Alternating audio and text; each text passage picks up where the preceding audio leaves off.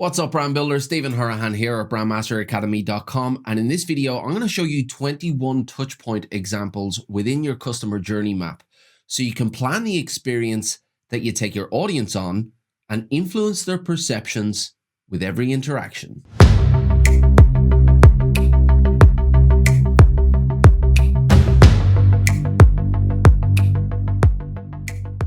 Now, if you're new to the channel and you want to build brands with strategy, psychology, and creative thinking, then you are in the right place. Make sure you hit that subscribe button and the notification bell, and you will be well on your way. Now, the old way of thinking about branding was all about visuals. It was all about the logo, the website, the look and feel.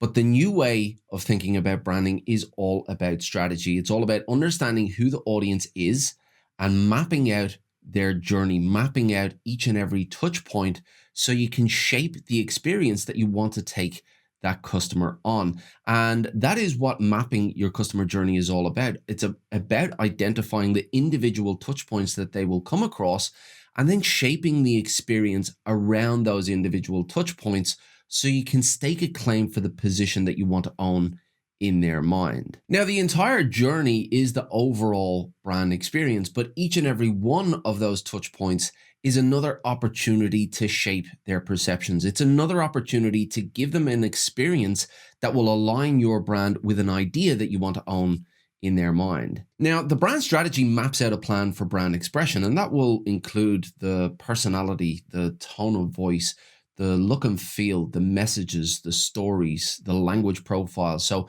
all of these elements are defined within the brand strategy, but each and every touch point is an opportunity to express the brand. So in this video, I'm going to give you 21 examples of touch points that can be used as tools of expression and tools to shape the perceptions of your audience's mind. Number one, advertisements. So here we're talking about Google, Facebook, traditional advertising, print advertising, radio advertising. Number two, social posts.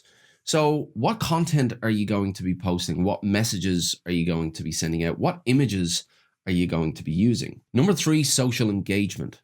So who are you going to be engaging with on social? What are you going to be talking about? Will you use emojis or will you use formal language? Number four, video. So what's your video going to be about? Is it going to be self-help? Is it going to be about entertainment?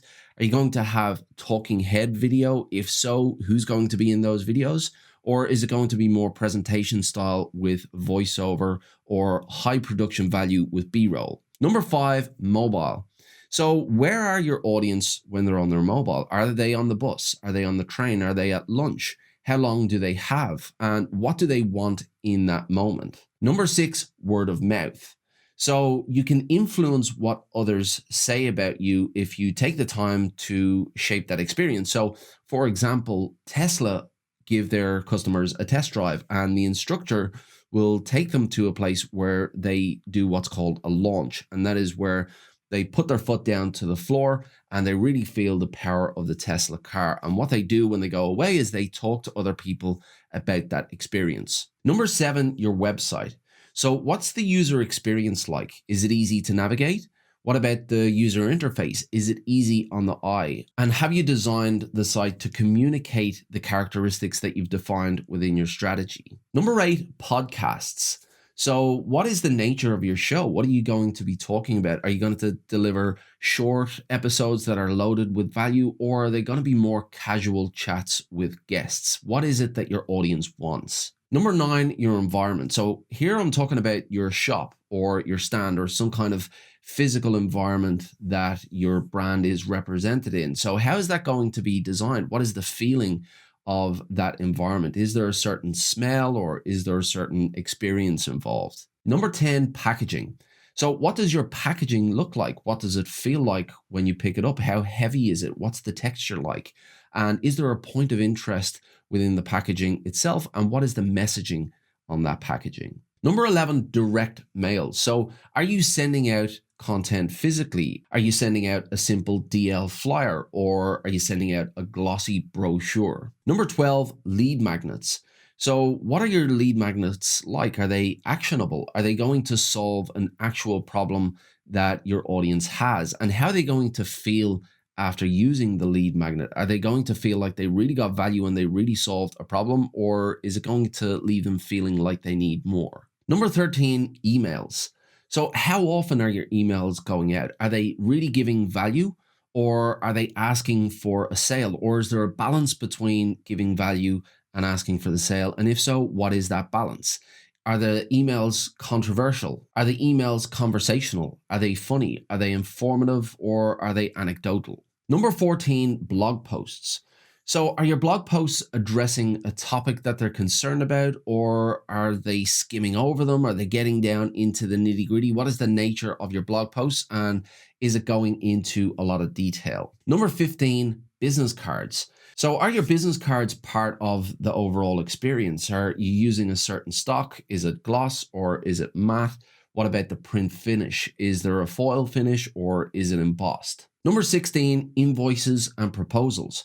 So how are your customers and prospects receiving their proposals and their invoices? Is it digital? Is it physical? Is there a thank you message attached to it, or is it automated? Number 17, your discovery and your consultation calls. So who's going to chair these meetings? How are the meetings going to be set up? What is that experience like? And what questions are going to be asked within this meeting? Number 18, workshops.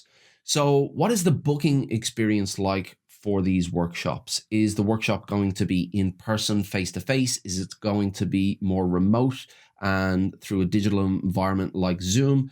And are there going to be exercises? Are those exercises going to be fun, or are they going to be formal? Number 19, webinars. So are you producing webinars? And if so, are they live or are they pre-recorded? Are they interactive where you're asking for feedback, or are they broken up into a series where they're delivered over time through a series of emails? Number 20, deliverables.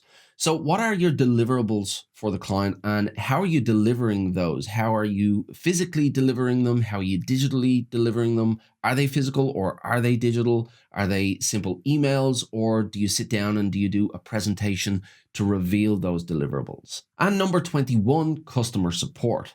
So do you have outgoing support? Maybe this is in the form of email. Do you have inbound support? Maybe you have phone, or maybe you have a chat service. What does your customer support experience look and feel like? Now, remember, before defining each one of the touch points and each experience within each one of the touch points, you need to define the overall experience. What is the overall experience that you want to take your customers on? When you know that, that's when you can start to shape the individual touch points. But if anyone was in doubt that a brand needs a strategy, then all they need to do is look at modern brands today and how many touch points they have. If you don't take the time to map out that journey that your customer goes on, if you don't take the time to identify the individual touch points and then design an experience around those individual touch points that is in line with the position that you want to own in the mind of your audience, well, then you are not branding, you are not strategically branding,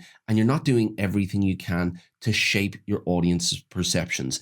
And that, at the end of the day, is what branding is all about. It's all about shaping the perceptions of your audience so that they feel compelled to do business with your brand. But I'd love to hand it back over to you. I'd love to hear what your experiences are. Do you have more touch points than I've covered within this video here? If so, what are those touch points, and have you taken the time to develop out the experience of those touch points? I'd love to hear from you in the comments below. If you have any questions or challenges around mapping out your customer journey or defining the touch points of your brand, then let me know in the comments below. I'll do my best to answer all of those.